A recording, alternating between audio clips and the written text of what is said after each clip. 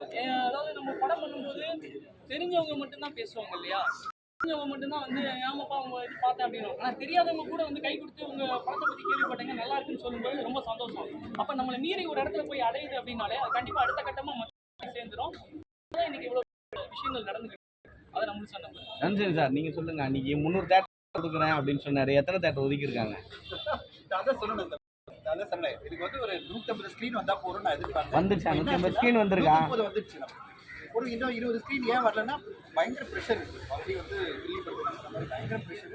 எல்லா திரையரங்கும் சொல்கிறாங்க இவ்வளோ டிமாண்ட் இருக்குது செகண்ட் வீக்கெண்டுக்கு சொல்லும்போது பரவாயில்ல நம்மளுக்கு தேவைப்படுற ஸ்க்ரீன் கிடைச்சா போகிறோம். பிக்கப் ஆயிடுச்சுன்னா போகும். இந்த மாதிரி படங்கள்லாம் எப்படின்னா நம்ம வந்து கண்டென்ட் நல்லா டாக் வந்த பிறகு ஆடியன்ஸ் வந்துட்டாங்கன்னா திரையரங்கே இன்க்ரீஸ் பண்ணுவோம். நிறைய படங்கள் நம்ம பார்த்துருக்கோம். ஆரம்பிக்கும் போது 100 ஸ்க்ரீன் ஆரம்பிச்சு 300 ஸ்க்ரீனில் போனதெல்லாம் பார்த்துருக்கோம். எனக்கு இந்த படத்து மேலே நம்பிக்கை இருக்குது. அடுத்த 2 வாரம் 3 வாரத்துக்கு இந்த படம் நல்லபடியாக ஓடி பெரிய லெவலில் சக்ஸஸ் பண்ண நம்பிக்கை கூட இல்லை. பழைய படம்னும் போது இப்போ விஜய் சார் மோகன்ஜி பழைய படம்னு இப்போ சொல்கிறோம். நம்ம கில்லி ஆல்ரெடி பார்த்தீங்கன்னா கேபிள் சேனல் வரையும் அடின்னு அடித்து தள்ளிட்டாங்க. இப்போ சின்ன படங்கள் புதுசாக வர டேரக்டருக்கு இடம் கொடுக்கலாம். நீங்கள் சொல்லலாம்ல, தனஞ்சயன் சொல்லலாம்ல, விஷால் கிட்ட சொல்லலாம், ஏகனாட்ட சொல்லலாம், ப்ரொடியூசர் சங்கத்தை சொல்லலாம். எனக்கு இண்டஸ்ட்ரி பொறுத்தவரையும் எனக்கு என்னன்னா, நான் தமிழ் இண்டஸ்ட்ரி நல்லா இருக்குன்னு ஆசைப்படுறேன். அதுக்கு ஆடியன்ஸ் உள்ள வரணும்னு ஆசைப்படுறேன். அவங்க மலையாள சினிமா மட்டும் பார்த்துட்டு தான் பத்தாது. நம்ம தமிழ் சினிமா கொண்டாடணும், தமிழ் சினிமா ஜெயிக்கணும் அப்படின்னா தமிழ் சினிமாவை மக்கள் வந்து பார்க்க ஆரம்பிக்கணும். அதுக்கு ஒரு முன்னுதாரணமாக கில்லி படமாக இருந்தாலும் சரி, இல்லை பில்லா படமாக இருந்தாலும் சரி, இல்லை ஒரு நொடியாக இருந்தாலும் சரி, இல்லை ரத்தன படமாக இருந்தாலும் சரி, சந்தோஷம். அதில் நல்ல கண்டென்ட்டாக ஒரு நொடி வரும்போது கண்டிப்பாக நீங்கள் எல்லாம் அதை கைவிட மாட்டீங்க. அதே மாதிரி ஆடியன்ஸும் கைவிட மாட்டாங்க.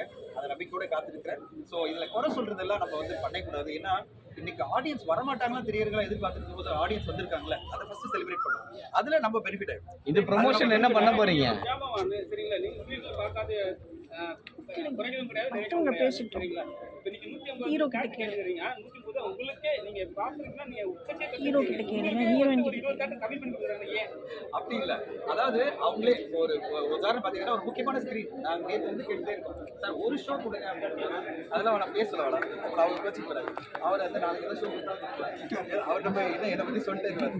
ஸோ அவர் என்ன சொன்னார், சார் 6 ஷோ இந்த படத்துக்கு அவ்வளோ டிமாண்ட் இருக்குது சார், எப்படி சார் ஒரு ஷோ கொடுக்குறது, நானே வந்து 2 ஷோ கொடுத்துருக்கேன், இதில் ஒரு ஷோ எப்படி கொடுக்குறதுங்க. சரி பரவாயில்ல சார், படம் நல்லபடியாக வந்துருக்கு, நீங்கள் உடனே கொடுங்க, 2வது வாரம் கொடுங்க. ஒரு சின்ன உதாரணம் எப்படி வச்சுக்கிறேன், மஞ்சுமல் பாய்ஸுக்கு வரும்போது செகண்ட் வீக் தான். ஆனால் செகண்ட் வீக் வந்து மிகப்பெரிய லெவலில் சக்ஸஸ் பண்ணி 60 கோடி மேலே கலெக்ட்